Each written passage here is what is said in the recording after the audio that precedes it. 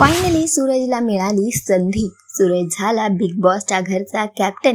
Big boss Marathi season 5 6व्या आठवड्यात येऊन पोहोचला आहे। तर बिग बॉसच्या घरात कॅप्टनशिप किती महत्त्वाची असते हे तर आपल्याला माहितच आहे। आणि अशातच आता फायनली बिग बॉसच्या घरचा कॅप्टन झाला आहे सूरज। हो, बिग बॉसचा नवीन प्रोमो समोर आलेला आहे, ज्या प्रोमो मध्ये आपण बघू शकतो की बिग बॉस सूरजला कॉंग्रॅच्युलेट करताना दिसत आहे। बिग बॉस अनाउन्समेंट करत आहे की गोलीगत धोका आता फायनली झापूक झुपूक करत आता बिग बॉसच्या घरातली कॅप्टनशिप सांभाळणार आहे। आणि अशातच प्रोमो मध्ये आपण बघू शकतो की सूरज सुद्धा कॅप्टन होऊन खूप खुश झालेला आहे।